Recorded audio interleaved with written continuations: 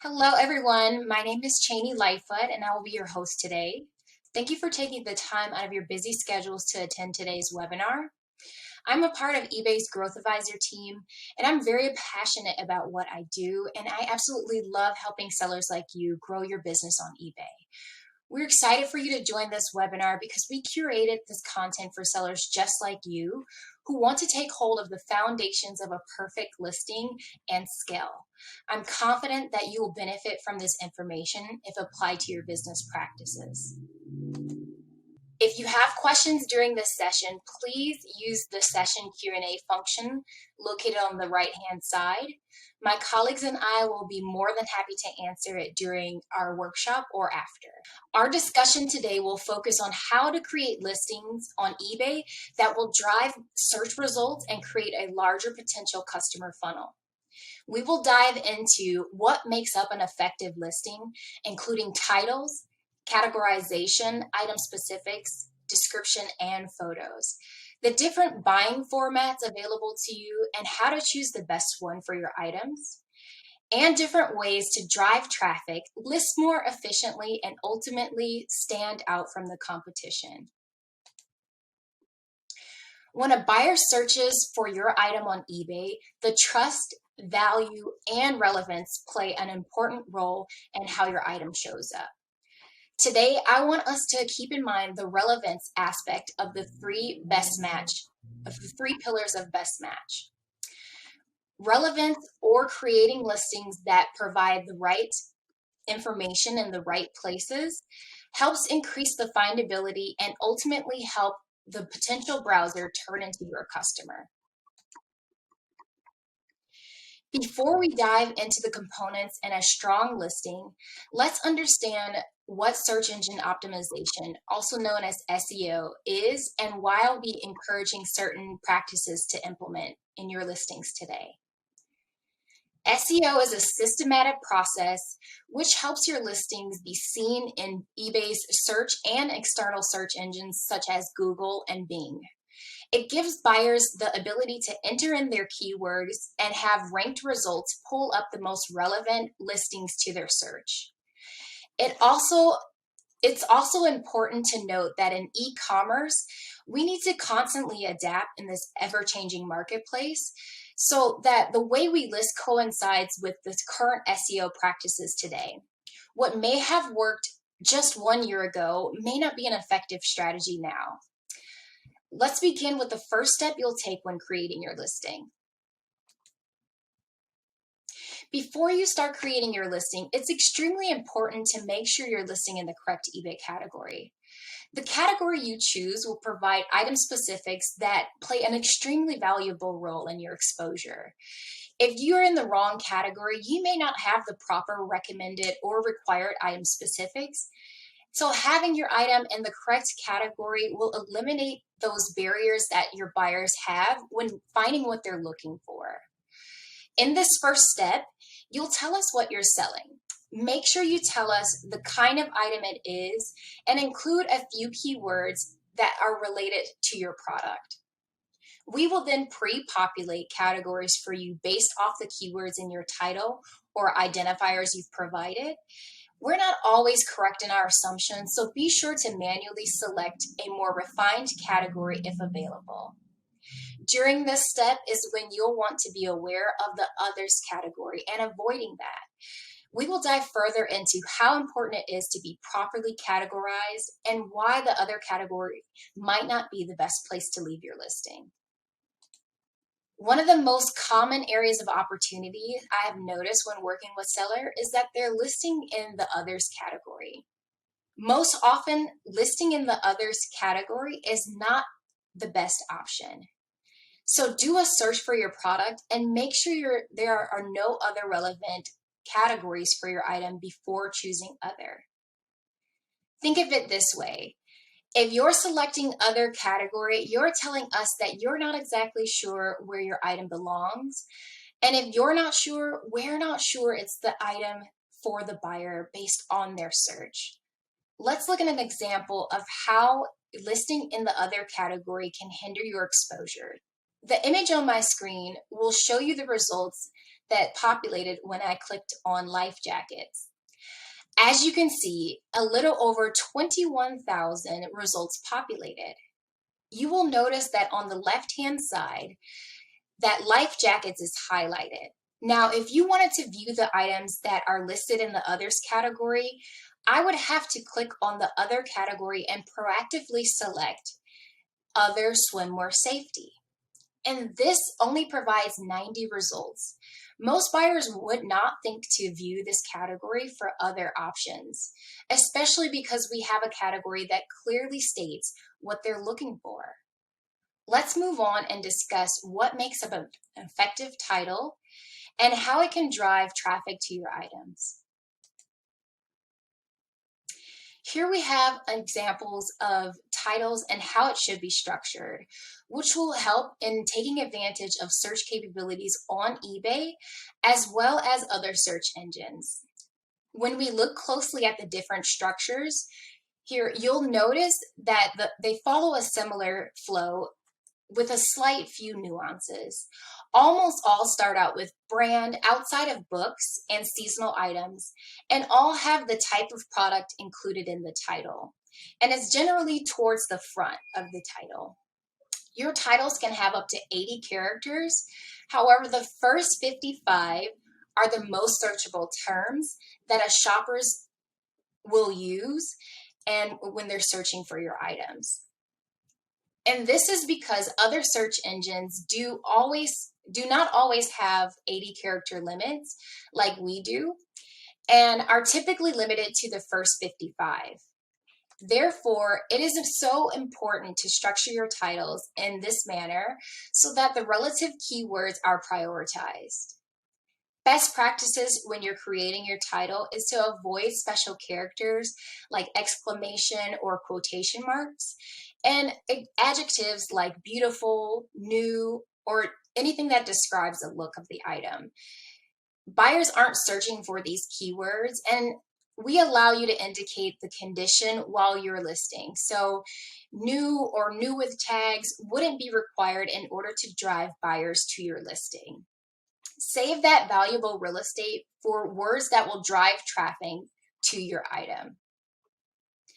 Another thing to consider, titles don't need to read like sentences, but they shouldn't be a mismatch of words. So here, if you specialize in one of these categories, be sure to take note and apply these structures to your listings. Once applied, you should see a positive impact in your traffic. The pro tip here is if you're having trouble determining titles, always do market research and search for similar items to get a few ideas. Keep in mind what items are actually appearing first, and maybe they're using more pertinent keywords or maybe a gender-specific offering. What is your competition doing that you can make use of is really what you want to look for.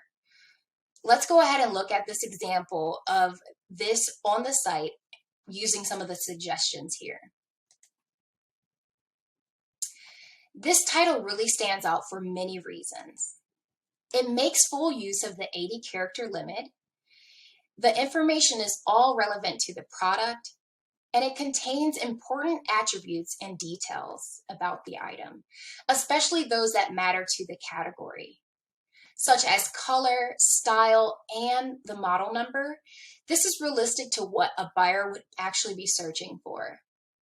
Here we see good grammar and proper capitalization. Make note here that this listing avoids using all capitalization, which could be conveyed as yelling through text or could be very hard to read for the buyer. And it also does not use any special characters. Those special characters could impact good ranking in the search algorithm. And finally, it has proper title structure that will take advantage of the search capabilities on eBay and outside of eBay, like we described in the previous slide. So now we'll go ahead and move on to item specifics and how it can help drive your traffic to your items in eBay and outside of eBay. I know some of you might be thinking, how will they find my item with 21,000 listings that they can choose from? Let me explain. 80% of shoppers are using filters when shopping online. Each recommended and required item specific is searchable and built into the search filters. This makes it possible for buyers to narrow down their selection when they're shopping on eBay. Our teams are working very hard to make sure that the required item specifics are the most meaningful to the buyers. All recommended item specifics are optional and will not stop you from completing your listing. A good way for you to know what item specifics you should be filling out is by going to your active folder in the Seller Hub. When you're in that folder, you'll be able to see quick filters for required and required soon item specifics, and you may also see recommended here as well. From there, you can edit your listings on this page. Just select Add Item Specifics. After you select Add Item Specifics, it will take you to the Sell Your Item page, and it shows you required and recommended item specifics. It also picks up keywords based on the information you put in your listing, so it's easier for you to select Accept All and to have that information fill in on its own. Here is when you'll notice some data that gives certain information about the item specifics and how often the buyers search for it. For example, if you look at product line, it has been searched more than 16 million times over the last 30 days. So to further reiterate the importance of item specifics and the relevancy of your listing, I want to show you how these filters will help you narrow down your search online.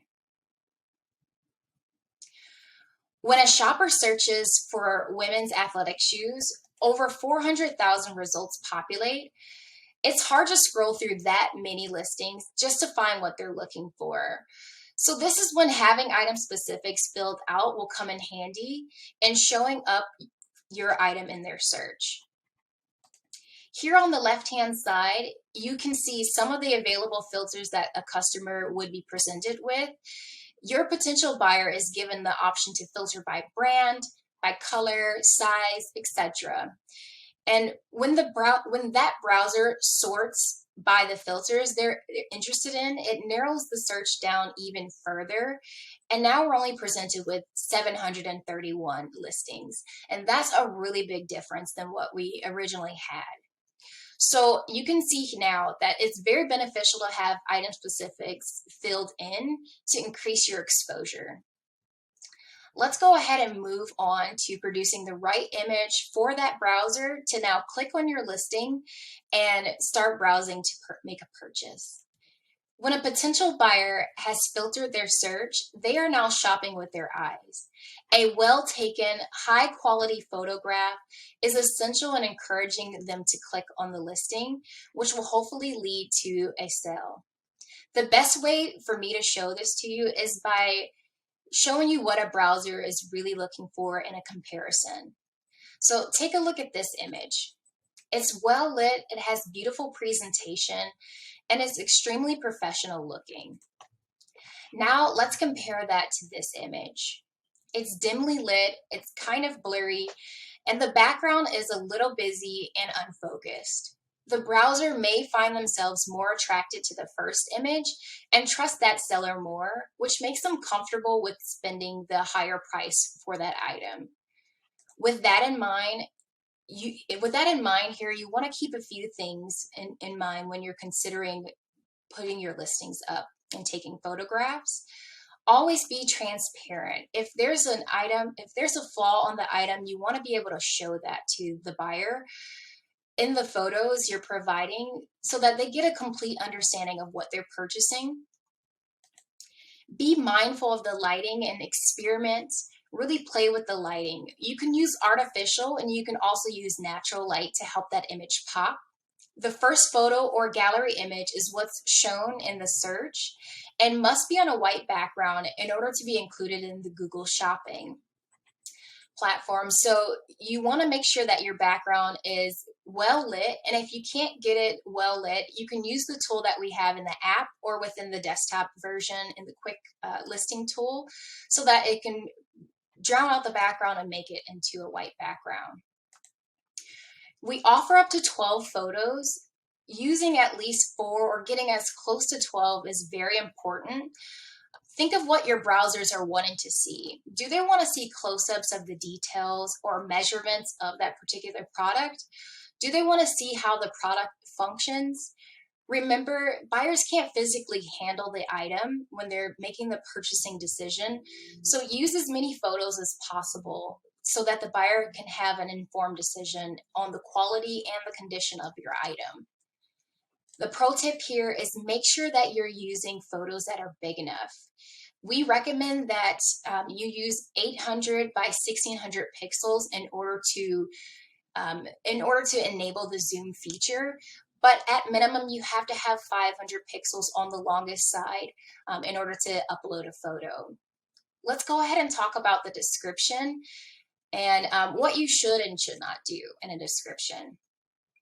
So when I shop on eBay, I tend to look at the description only when it's necessary to connect what's not clear in the title or the item specifics and the photos. On the right-hand side, you'll see an example of a good description. It's easy to read, it's bold and structured, and it's also clear and concise. When creating or revising your description, be thoughtful, but don't overthink it. Really just keep a few things in mind like this here. You want to use bullets, bold type, or increase the font so that it makes it easy to read. This will come across as professional, which helps to make the listing more trustworthy and the buyer's perspective. Also, always make sure that you're writing in full sentences with correct grammar and punctuation, and be sure to use spell check if need be. This is where you're able to provide additional information you feel is pertinent to the operation of your item. So be sure to call out any flaws about any used items and only include useful information about the product that is not already in the specified fields here. Don't waste your time creating an in-depth description that covers redundant information such as shipping and handling processes or return policies. Remember, you've already provided that information to us when you're in the process of creating your listing. So be sure just to give the buyer enough for them to read when you're writing your description so that they can confirm a few bits of information. So the pro tip here is don't overwhelm the buyer, but also you don't want to underwhelm them by only providing a few words in the description. Think of it this way as a rule of thumb. You want to write a description as if there's no photos, and you want to take photos of your item as if there's no description.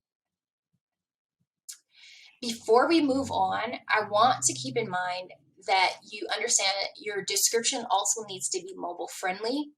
About 60% of our shoppers are purchasing on the mobile app. And a seller's description that is mobile friendly will convert at 32% higher rate. So if the description has HTML that is improperly configured, it could lead to an unreadable font and missized content. As you can see from this example on the right, the image is exceeding the screen width, which means the buyer has to work really hard in order to read the information that's there. They may have to scroll up and down or left and right in order for them to read the information. And this provides a negative experience and really makes it kind of inconsistent to what the buyer is expecting. That buyer may then click back so that they don't end up converting into a sale at that point. It's always a best practice to view your description in the mobile-friendly checker found when you're revising your listing in the Sell Your Item form. It will call out any issues and will even have the option for you to fix it right there with just a click of a button. Let's go ahead and talk about some of the purchasing formats that you can choose from, and if you want to consider using auction or fixed price. So eBay currently has over 1.7 billion items listed on the platform, and more than 90% of that is a fixed price format. Although you're most likely going to choose fixed price format for your listing, you may want to consider diversifying and creating some auction style listings as well. When you're listing using the auction style format, set the starting price at what you would absolutely not want to accept, the lowest absolute price you would want to accept for that item. And keep in mind the shipping cost and consider calculated as an option as opposed to free shipping, just so you're able to maintain your margins. Some reasons that you would consider using auction style format is for an inventory blowout or for vintage type items. So fixed price listings, they're a really great way for listings that are predetermined valued, and you'll usually see most listings in the marketplace today as fixed price because of we are able to determine the actual price for that item. All right, so you've completed your title, you've provided comprehensive item specifics, you've taken captivating photos and written a compelling description. Your listing is strong and it's good to go. So what are some ways that you can now convert your browsers into a buyer? You want to be able to allow offers so buyers can negotiate on price, offer free shipping so it adds value and attracts the customer. You can also offer a competitive return policy. Check out our free returns calculator on our website so that you're able to see if offering a free return is something that would fit within your margins. Also, you want to be able to price competitively so that you're able to attract buyers. You can find the trending sold price by using our tool TerraPeak and Seller Hub. Also, you can do a general web search and just so you can get a good idea of what the trending price is. And remember to share your listing on social media so that you're able to increase your reach. This might be a no-brainer, but it's really a combination of all of these few elements that generate the best opportunity for your item to surface and get more sales frequently. Here is an interesting statistic based on the National Retail Federation report in relation to free shipping expectations. So if you're considering adding free shipping and you're on the fence, think about the type of product you have and who the target market is. These percentages, they show the specific buyer's expectations when making a purchasing decision. So next we'll talk about the different fees, and also here's a reminder, we want to make sure that you know to get your questions in. Our colleagues will be here to support you along the way here with your questions. In general, there are 3 types of fees that a seller would be presented with. We have insertion, we have final value, and the optional upgrade fees. An insertion fee is a listing fee that's charged every time you create a listing or relist an item on eBay. Regardless of if the item sells, the insertion fee is calculated based on the category of your item, and it ranges from 35 cents for most of the items and categories that we have on eBay. The great thing about eBay is that we do not charge insertion fees on your first 200 listings each month for sellers who are without managed payments.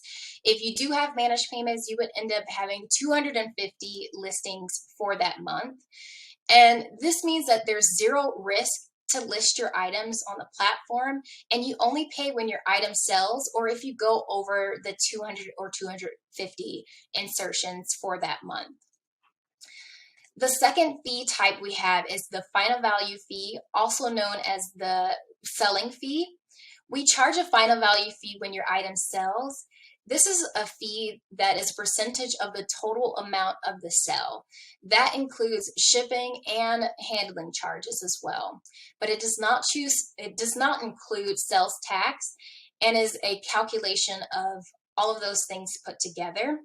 The final value fee varies based on the item and the category of that item, and it ranges from 2% for commercial equipment all the way up to 12.85% for smaller, more commonly sold items. The main fee that you'll end up seeing is probably around 10.2%. And finally, if you enhance your listing to stand out with some of the features called the optional listing upgrade, you'll also have fees based on that. And they really range based on the format of the product and also the duration that you end up choosing for that format. All right, so that concludes the material we've prepared for you today. We've covered a lot of important topics, so let's run through the top takeaways before wrapping up. When you're creating your perfect listing, be sure to use strong, well-thought, complete titles and research if needed. Be detailed and complete in item specifics. Use your required, and you also want to include recommended if possible.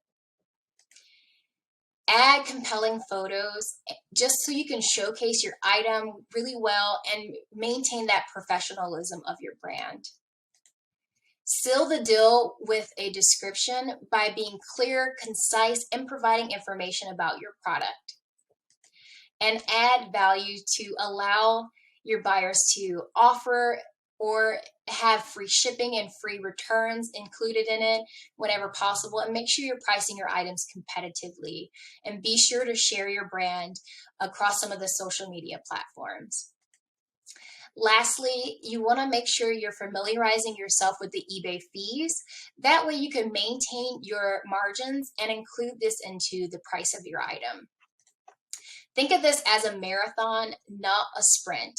It takes time to build your inventory and master creating the perfect listing for your products, but be sure to track and refine your processes along the way just so that you're able to generate success, and you can analyze that success for better results, and know that we're here for you along the way. We're just a phone call away, so keep that in mind. That concludes our workshop today, and I hope that you have a great rest of your day. Thank you so much for joining us for eBay's Open 2021.